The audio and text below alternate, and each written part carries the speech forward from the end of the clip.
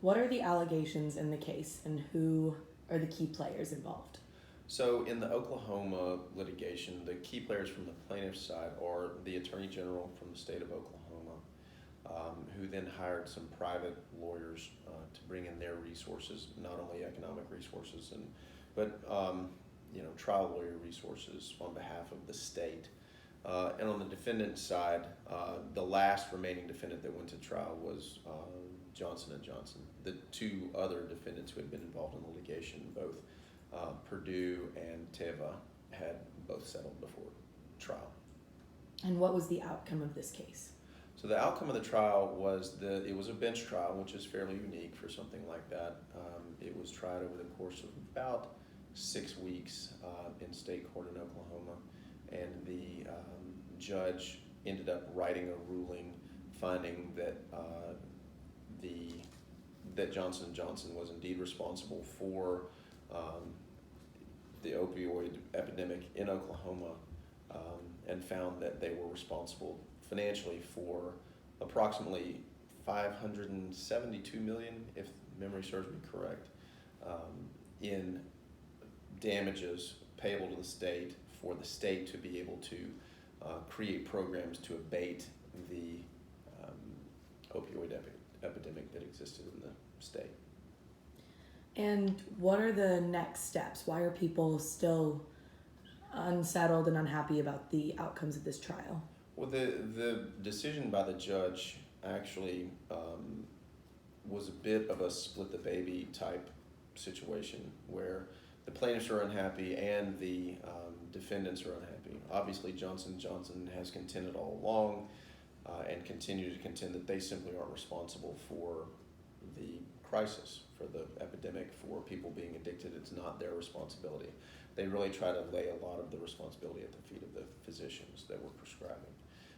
The plaintiffs weren't pleased with the judgment because essentially the judgment created liability on behalf of Johnson & Johnson for 1 year.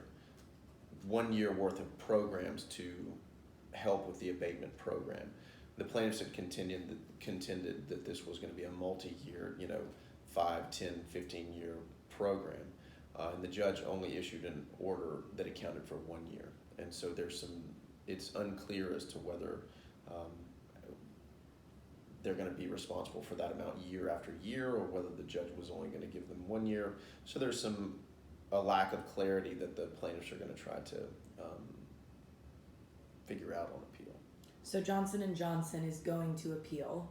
Yes, both sides will likely appeal that verdict. And how do you think that Johnson & Johnson created or helped push forward the opioid epidemic in terms of advertising and public relations?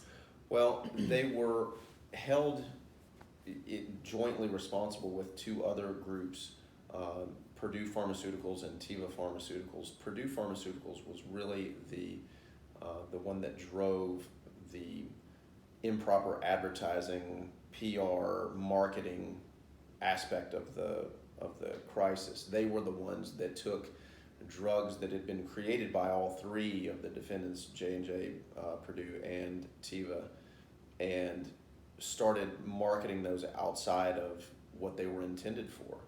They were originally intended to deal with hospice patients and post-operative pain management. Purdue and J&J and Teva all began to market that product in try and include it and get it into settings that it really was never intended to be in, low back pain, chronic pain type situations that people live with on a daily basis. But they saw an opportunity here to have people on their products for long periods of time, even people with migraine headaches, things like that, things that it was just never intended to do. But through, unfortunately for lots of people, very skilled marketing, advertising, PR, they managed to get in with physicians, convince people that this was appropriate to do, appropriate to prescribe, downplay the level,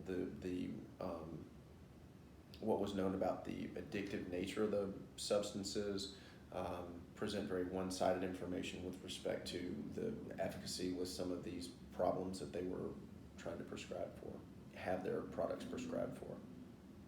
All right, thank you so much.